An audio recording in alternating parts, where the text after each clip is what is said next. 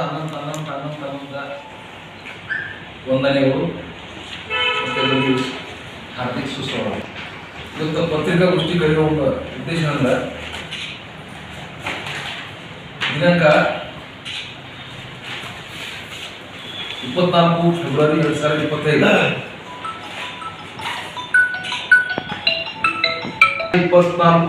February 2025 Kalaburagi high court ಪೀಠದಲ್ಲಿ ಆದೇಶ ಆಗಿದೆ. ಗುರುನಾಥ್ ಅವರಿಗೆ ಪೊಲೀಸ್ ಸುರಕ್ಷೆ ಕೊಡುವುದು. 16 ಏಪ್ರಿಲ್ 2022 ರಂದು ಪೊಲೀಸ್ ಸುರಕ್ಷೆಗಾಗಿ ಮಾನ್ಯ ಕರ್ನಾಟಕ ರಾಜ್ಯ ಉಚ್ಚ ನ್ಯಾಯಾಲಯ ಕಲಬುರಗಿ ಪೀಠದಲ್ಲಿ ನಾನು ರಿಟ್ ಪಿಟಿಷನ್ ದಾಖಲು ಮಾಡಿದೆ.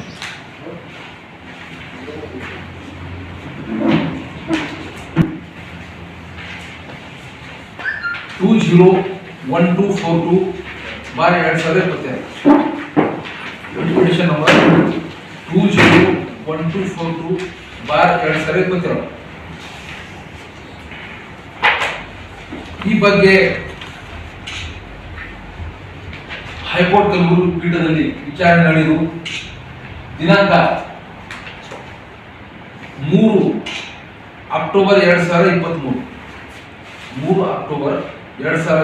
ರಂದು ಹೈಕೋರ್ಟ್ ಪೀಠದಿಂದ ಆದೇಶವಾಗಿದೆ.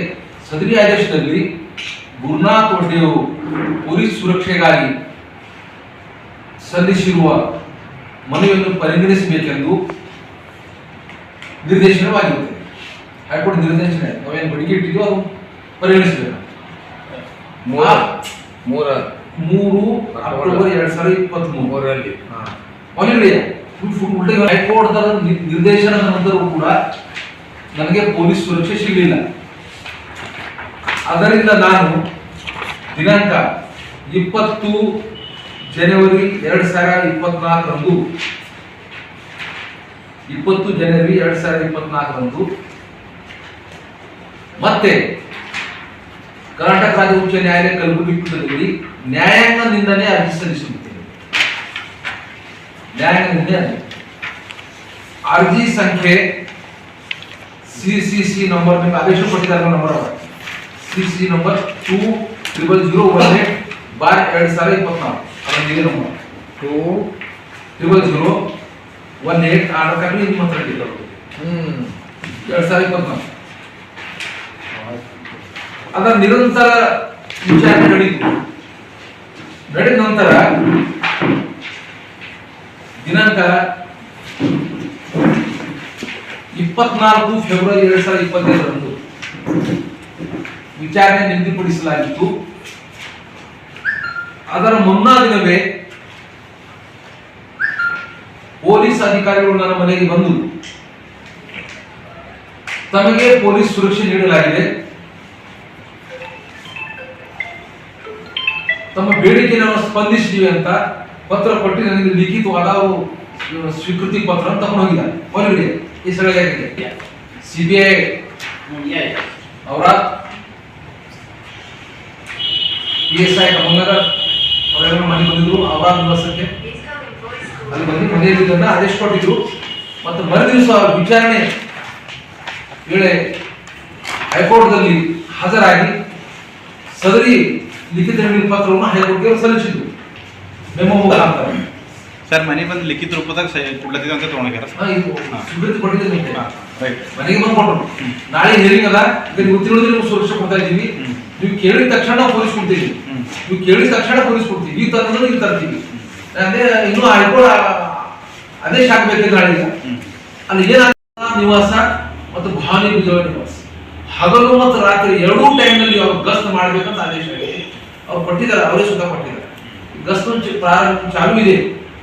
ಮತ್ತು ನಾವು ಕರೆದಾಗ ನಾವು ಯಾವುದೇ ಆಂದೋಲನ ಇರಲಿ, ಒಂದು ಹೋರಾಟ ಇರಲಿ, ಆ ಸಂದರ್ಭದಲ್ಲಿ ಮತ್ತು ನಾವು ಕರೆದಾಗ ನಾವು ಫೋನ್ ಮಾಡಿದ ಮುಖಾಂತರ ಅವರು ನನಗೆ ಪೊಲೀಸ್ ಸುರಕ್ಷತೆ ಕೊಡ್ತಾರೆ ಅಂತ ಅವ್ರು ಏನು ಬರ್ಕೊಟ್ಟಿದ್ದಾರೆ ನಾವು ಸ್ವಲ್ಪ ಗೊತ್ತಿಲ್ಲ. ಬೆಳ್ಕಂಡ ವಿಷಯಕ್ಕೆ ಸಂಬಂಧಿಸಿದ ಮೇಲಿನ ಉಲ್ಲೇಖದ ಪ್ರಕಾರ ತಾವು ತಮಗೆ ಜೀವ ಬೆದರಿಕೆ ಇದೆ, ಅದರಿಂದ ನಿರಂತರವಾಗಿ ಪೊಲೀಸ್ ಬಲದಂತೆ ನೀಡುವಂತೆ ಕೂಲಿ ಅರ್ಜಿ ಸಲ್ಲಿಸುತ್ತಿರುತ್ತದೆ. ಅದರಂತೆ ಪೊಲೀಸ್ ಉಪಾಧೀಕ್ಷಕರು ಭಾಲ್ಕಿ, ವೃತ್ತ ಪೊಲೀಸ್ ನಿರೀಕ್ಷಕರು ಅವರ, ವೃತ್ತ ಪೊಲೀಸ್ ನಿರೀಕ್ಷಕರು ಕಮಲನಗರ್, PSI ಅವರ ಮತ್ತು PSI ಕಮಲ ರೋಗಗಳಿಗೆ ನಿಮ್ಮ ರಕ್ಷಣೆ ಕುರಿತು ಕೆಳಕಂಡ ಕ್ರಮ ವಹಿಸಲು ಸೂಚಿಸಲಾಗಿದೆ. ಇದು ಹೈಕೋರ್ಟ್ ನ ಆದೇಶದಲ್ಲಿ ಬರ್ತಾ ಇದೆ, ಸೆಪರೇಟ್ ಲೆಟರ್ ಇಲ್ವಾ ಆರ್ಡರ್ದಲ್ಲಿ ಇದೆ. ಅದು ಪಾಯಿಂಟ್ 1. ನೀವು ಹೋರಾಟ ಮಾಡುವ ಸಮಯದಲ್ಲಿ ಅಥವಾ ನಿಮಗೆ ಪೊಲೀಸ್ ರಕ್ಷಣೆ ಅವಶ್ಯಕತೆ ಇದೆ ಅಂತ ನೀವು ಮಾಹಿತಿ ನೀಡಿದಲ್ಲಿ ನಿಮಗೆ ಸೂಕ್ತವಾದ ಪೊಲೀಸ್ ರಕ್ಷಣೆ ನೀಡಲಾಗುವುದು. ನಾವು ಹೋರಾಟ ಮಾಡೋ ಹೊತ್ತಿನ ಮತ್ತು ನಾವು ಯಾವ ಬೇಕಾದ್ರೆ ಅವಾಗ ಪೊಲೀಸ್ ರಕ್ಷಣೆ ಕೊಡ್ತೀವಿ ಅಂತ ಬರ್ಕೊಂಡಿದ್ದಾರೆ. ನೀವು ವಾಸಿಸುವ ಖಾಯಂ ವಿಳಾಸ ಭಾವಿಸಿದ ಮತ್ತು ಔರಾದ್ ಪಟ್ಟಣದ ಸಂತೋಷ್ ಕಾಲನಿ ಮನೆಗಳಿಗೆ ಈ ಬೀಟ್ ಪಂಚಿಂಗ್ ಪಾಯಿಂಟ್ ಅಳವಡಿಸಲಾಗಿದ್ದು ಬೀಟ್ ಸಿಬ್ಬಂದಿಗಳು ಮತ್ತು ಅಧಿಕಾರಿಗಳು, ಬೀಟ್ ಸಿಬ್ಬಂದಿಗಳಲ್ಲಿ ಅಧಿಕಾರಿಗಳು ಹಗಲು ಮತ್ತು ರಾತ್ರಿ ಗಸ್ತು ಕರ್ತವ್ಯವನ್ನು ನಿರ್ವಹಿಸಿ ನಿಮ್ಮ ರಕ್ಷಣೆ ಮಾಡಲಾಗುತ್ತದೆ ಅಂತ ಅವರು ಅಫಿಡವಿಟ್ ಕೊಟ್ಟಿದ್ದಾರೆ. ಅದರ ಪ್ರಕಾರ ಇದು ಆದೇಶ ಆಗಿದೆ, ರಕ್ಷಣೆ ಮಾಡಿ. ಇದರಿಂದ ನಾನು ಮಾನ್ಯ ಗೌರವಾನ್ವಿತ ಕರ್ನಾಟಕ ರಾಜ್ಯ ಉಚ್ಚ ನ್ಯಾಯಾಲಯ ಕಲಬುರಗಿ ಪೀಠಕ್ಕೆ ಅಭಿನಂದನೆ ಸಲ್ಲಿಸಿದ ಮುಖಾಂತರ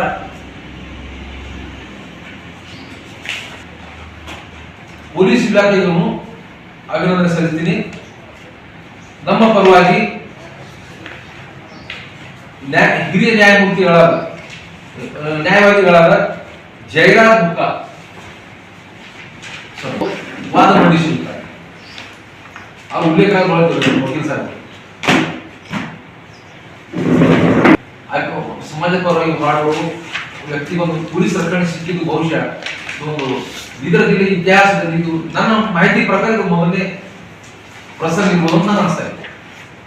ತಾವೇನಾರ ಕೇಳೋದು ಸಂಶಯ ಇದೆ. ಅದು ಯಾರ ಹೆಸರು ಬಹಿರಂಗ ಪಡಿಸಲ್ಲ, ನಮ್ಗೆ ಅನುಮತಿ ಇಲ್ಲ. ಅದು ಏನು ತಿಳಿಸ್ಬೇಕಲ್ಲ ತಿಳಿಸ್ಬೇಕು. ನನಗೆ ಬೆದರಿಕೆ ಕೊಟ್ಟಿದಾರ, ಸುಪಾರಿ ಕೊಲೆ ಮುಖಾಂತರ ಅಥವಾ ಆಕ್ಸಿಡೆಂಟ್ ಮಾಡಿ ಕೊಲೆ ಮಾಡಬಹುದು ಅಂತ ನಮ್ಗ ಸಂಶಯ ಇದೆ. ಅದಕ್ಕಾಗಿಯೇ ನಾನು ನ್ಯಾಯಾಲಯಕ್ಕೆ ಹೋಗಿ ಜೀವ ಬೆದರಿಕೆ 100% ಇದೆ. ಯಾರು ಮಾಡ್ತಾರೆ ತಾನೇ ಸಿಗ್ಬಿಡ್ತಾರೆ. ಮಾತಾಡಿದಾರ ಅವ್ರು ಬೆದರಿಕೆ ಕೊಡೋರು ನಂತರ ಫೋನ್ ಚಾಲು ಇದ್ದಿಲ್ಲ. ಇದ್ರ ನಾವು ಅವಾಗ ಅವ್ರ ಮೇಲೆ ಕೇಸ್ ಹಾಕ್ತಿಲ್ಲ, ಬೆದರಿಕೆ ಕೊಟ್ಟಾರ ನಂತರ ಕೊಡ್ತೀವಿ ಹೋಗಿ. ಅದು ಅವ್ರು ಡಿಟೇಲ್ ಎಲ್ಲ ಪತ್ರಿಕಾ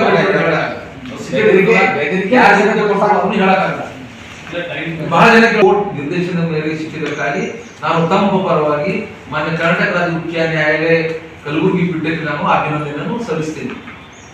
ಮತ್ತು ನನ್ನ ಪರವಾಗಿ ನ್ಯಾಯವಾದಿಗಳಾದಂತ ಜಯರಾಜ್ ಕೆ ಬುಕ್ಕ ಅವರು ವಾದ ಮಂಡಿಸಿದರು. ನ್ಯಾಯವಾದಿಗಳಿಗೆ ಆಚರಣೆ ಅವ್ರ ಪಾಪ ಪರಿಶ್ರಮದಿಂದ ನಮ್ಗೆ ಸೆಕ್ಯೂರಿಟಿ ಸಿಕ್ಕಿದ್ದಾರೆ. ಅವ್ರು ಸಂಘರ್ಷ ಮಾಡಿಸ್ಕೊಂಡು ನ್ಯಾಯಾಲಯದ ಹೆಸರು ಎಲ್ಲ ಕಾಪಿ ಸಿಕ್ಕವ್ರು